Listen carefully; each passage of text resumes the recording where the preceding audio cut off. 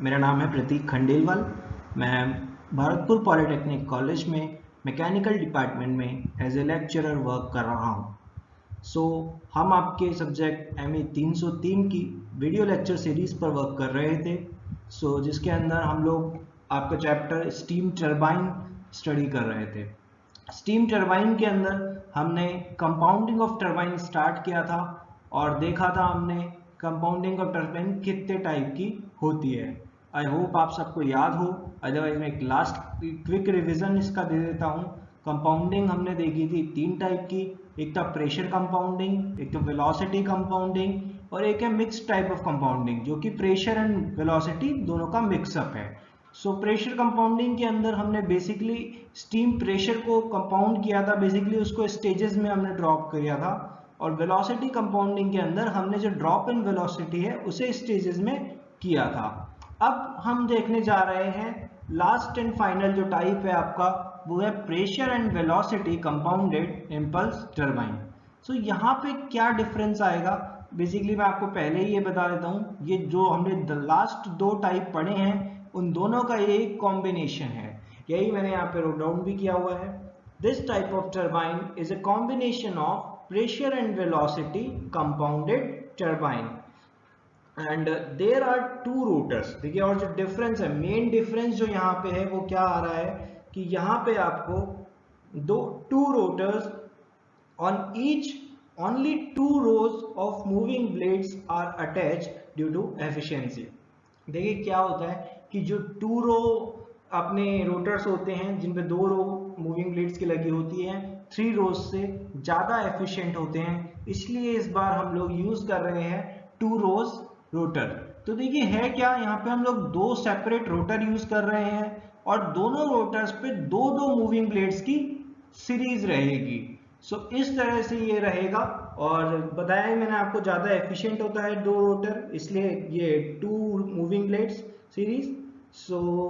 इसके बाद हम बात करते हैं in each rotor velocity drop in velocity is achieved by many rows of moving blades, hence it is velocity compounded। अब देखिए, जो पर्पस हम वेलोसिटी कंपाउंडिंग में देख रहे थे, क्या कर रहे थे हम, ड्रॉप इन वेलोसिटी, एक से ज्यादा मूविंग ब्लेड के सेट्स हम लगा रहे थे, उससे वो ड्रॉप इन वेलोसिटी स्टेजेस में हो रहा था। तो वही चीज यहाँ पर भी हो रही है। तो इससे क्या होगा, ये एक तरह से वेलोसिटी कंपाउंडिंग वाला पार्ट आ गया इसके अंदर। Next, there are 2 sets of nozzles. यहाँ पे 2 रोटर हैं तो उसके हिसाब से 2 सेट ऑफ नोजल भी हैं।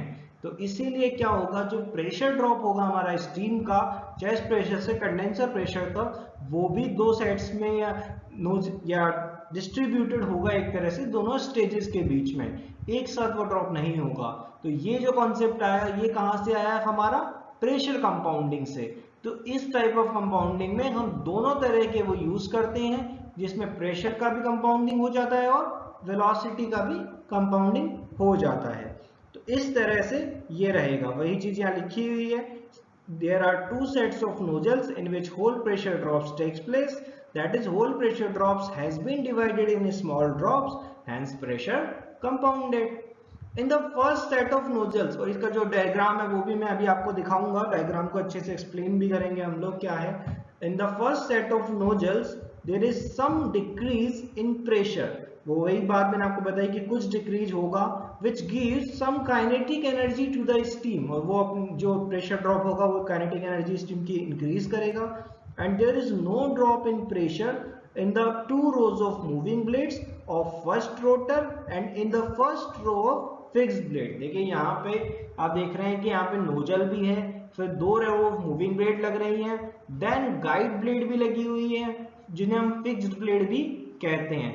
तो जो प्रेशर ड्रॉप होगा वो केवल और केवल नोजल में होगा, क्यों, क्योंकि ये एक इंपल्स टरबाइन है। लेकिन उसके बाद जो 2 रो मूविंग ब्लेड की हैं और जो 1 रो फिक्स्ड ब्लेड और गाइड ब्लेड की हैं, वहां पे कोई प्रेशर ड्रॉप आपका नहीं होगा। उसके बाद बात करें, only there is a velocity drop in the moving blade, moving blade में वेलोसिटी ड्रॉप होगा। जो there is a slight drop in velocity due to friction, ये गाइड ब्लेड की बात कर रहे हैं कि गाइड ब्लेड में जनरली वेलोसिटी ड्रॉप होना नहीं चाहिए, लेकिन वो किसकी वजह से होता है, फ्रिक्शन की वजह से गाइड ब्लेड में भी वेलोसिटी का ड्रॉप होता है। अब in the second set of nozzles the remaining pressure drop take place. जैसा कि मैंने आपको बताया सेकंड सेट में रिमेनिंग प्रेशर ड्रॉप होगा, but the velocity here increases, वो होगी ही, and the drop in velocity takes place in the moving blades of the second rotor। तो ये वही चीजें मैंने सारी आपको एक्सप्लेन कर दी हैं कि कैसे होता है, यहाँ पे क्या होता है। अब देखिए एक चीज मैं इसमें आपको बताना चाहूंगा कि इस तरह के जो कंपाउंडिंग होती है वो हम लोग, मैंने आपको बताया 2 रो में होती है। इसका जो स्ट्रक्चर होता है वो सिंपल होता है, तो कई बार क्या होता है कि प्रेशर कंपाउंडिंग की जगह उससे अच्छा इसको प्रेफर किया जाता है, लेकिन इसे हम लोग बहुत ही कम यूज कर पाते हैं बिकॉज इसकी जो एफिशिएंसी होती है वो बहुत ही लो होती है। तो however it is rarely used now due to its low efficiency. आजकल इसको बहुत ही कम यूज किया जाता है इसकी एफिशिएंसी के चलते हुए।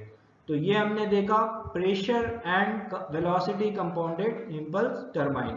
इसका हम फिगर भी एक, तो हम बात कर रहे थे इसके अंदर। ये देखिए आपका यहाँ पे क्या है कि नोजल भी है, 2 रो मूविंग ब्लेड है जैसे मैंने आपको बताया, और वो बीच में कनेक्टेड है फिक्स्ड ब्लेड से जो कि रिवर्स मैनर में होती हैं। ये हम पहले भी बात कर चुके हैं। ये 2 अलग अलग रोटर हैं जिसपे दोनों पे, अब देखिए ये यहाँ पे प्रेशर और वेलोसिटी की अगर हम बात करें, प्रेशर जो है केवल नोजल्स में आपको पता है कि वो ड्रॉप होगा। तो हम बात करते हैं फर्स्ट रोटर पे जहाँ पे सबसे पहले क्या हो रहा है, प्रेशर ड्रॉप हो रहा है नोजल के अंदर, then moving blade, fixed blade और फिर मूविंग ब्लेड। ये 2 मैंने आपको बताया था, 2 मूविंग ब्लेड और एक फिक्स्ड ब्लेड का जो रहता है, इन पे कोई प्रेशर ड्रॉप नहीं होगा आपका। देन अगेन जो सेकंड रोटर पे जो नोजल का सेट होगा वहां पे प्रेशर ड्रॉप होगा, देन फिर वो कंडेंसर प्रेशर तक हो जाएगा। इसके अलावा कहीं पे कोई प्रेशर ड्रॉप नहीं होगा। अब बात करते हैं वेलोसिटी की। जो वेलोसिटी ऑफ स्टीम जो एंटर कर रही है नोजल में, तो वहां पे वो वेलोसिटी इंक्रीज करेगी। देन मूविंग ब्लेड में वो थोड़ी ड्रॉप होगी। फिक्स्ड ब्लेड में देखिए हम मानते नहीं है कि वो ड्रॉप होगा, लेकिन स्लाइट ड्रॉप होता है फ्रिक्शन की वजह से। देन मूविंग ब्लेड में वो ड्रॉप होगा, उसके बाद नोजल में वापस से वो वेलोसिटी बढ़ेगी, मूविंग ब्लेड में फिर ड्रॉप होगी, फिक्स्ड ब्लेड में slight drop, and moving blade में अगेन ड्रॉप होके जो वेलोसिटी यहाँ पे जाएगी वो लीविंग वेलोसिटी रहेगी। देखिए यहाँ पे जो लीविंग वेलोसिटी रहती है वो भी थोड़ी ज़्यादा रहती है, इसलिए ये इतना एफिशिएंट होता नहीं है। जैसा कि मैंने आपको बताया, तो आजकल के टाइम में इसे हम बहुत ही कम यूज करते हैं। तो इस तरह से ये जो हमने समझा वो था प्रेशर वेलोसिटी कंपाउंडिंग, जो कि मिक्स्ड कॉम्बिनेशन है एक तरह से प्रेशर कंपाउंडिंग और वेलोसिटी कंपाउंडिंग का। तो स्टूडेंट्स इसी के साथ आपका जो कंपाउंडिंग ऑफ इंपल्स टरबाइन है ये चैप्टर, ये टॉपिक खत्म होता है। इसके अंदर आप तीनों कंपाउंडिंग को समझ लीजिए और ये भी आपके एग्जाम के पॉइंट ऑफ व्यू से बहुत इंपॉर्टेंट है। सो इसे आप अच्छे से रेडी करिए। Thank you students for today.